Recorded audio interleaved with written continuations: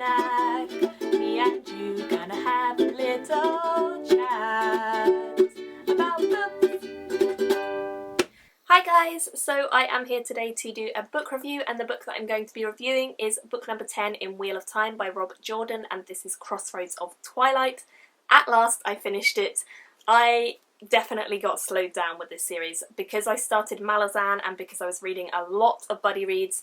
I kind of put Wheel of Time on the back burner for a little bit, plus this one was quite a slow one out of all of the different instalments, so it kind of let down my reading a bit. However, there were some interesting things that happened within this book, and I definitely want to give you guys a review. I did still enjoy this, even though it is considered by many to be the worst one in the series. It was just a very, very slow read. So if you go into it expecting that, it's not a disappointment really, which is what I did. I didn't think this book was as captivating as some of the others in the series. I think there were events that happened that were still interesting, but it didn't captivate me anywhere near on the same level as many of the other books did. The things that happen are still vital, there's still things that we learn about that we are interested in, but it's just not essential stuff, a lot of it. A lot of it is kind of fleshing out and padding out the series as opposed to being essential, awesome events. Also, this book largely focuses on ELAYNE, who I know is not most people's favourite character.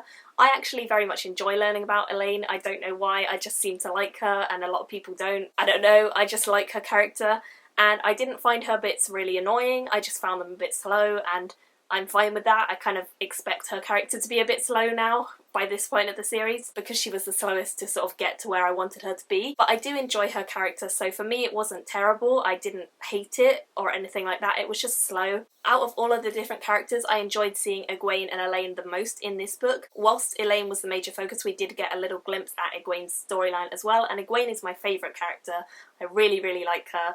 So anything of her storyline is always interesting to me. Especially after the ending of this book, I'm definitely intrigued as to what's going to happen next with EGWENE. I don't know where it's going to go, so I'm very intrigued about Knife of Dreams, which is book number 11. I think that both ELAYNE and EGWENE have come a long way from when we first met them, and you really get to see that in this story. And I definitely enjoy their storylines a lot more now than I did in the very beginning, even though I loved the first few books as well, but this one I just feel like they're so much more who I wanted them to be, and they've grown into those character roles. I also love the situations they're in a lot more difficult, intricate situations, and they've got a lot going on around them that they have to try and keep control of.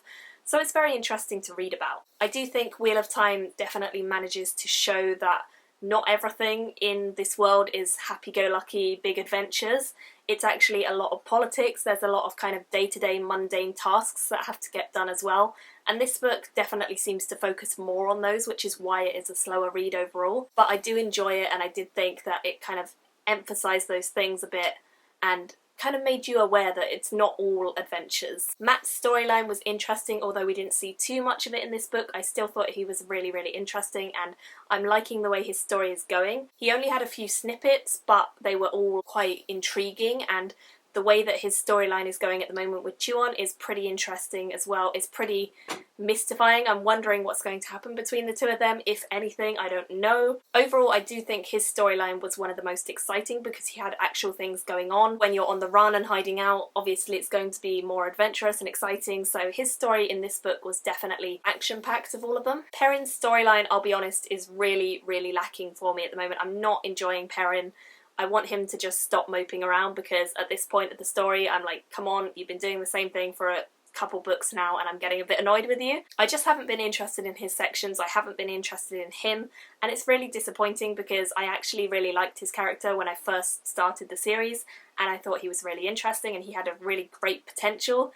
And it feels like he's just not really doing much in the last couple books, this one included. I don't know, maybe you guys feel differently, but his storyline is annoying me a little, so I hope he gets back to being the really great character that I know he can be, and that I want him to be, in the next few books. Min, NYNAEVE and Rand are all kind of together in this book. I like the snippets that we saw of their storyline. Again, it's more of a case of this book focused so largely on ELAYNE's story that I didn't see a lot of everyone else's, so I can't really judge everyone else's that much just because there wasn't a lot. Overall, I did still enjoy the book, but it was slow. It was very, very slow, and that's the biggest point I want to get across to you guys, is this is the slowest book in the series I've read so far. However, stuff happens, it's still interesting, it's just slow.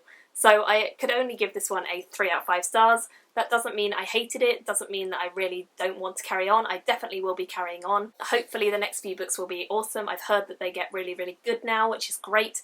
Can't wait to get on to the Sanderson books as well. So I've got one more Robert Jordan book and then the Sanderson ones, and it's going to be awesome. So I would love to hear what you guys think of this book. If you have read it, I'm sure there's going to be some controversial comments because I'm sure this is a lot of people's worst one.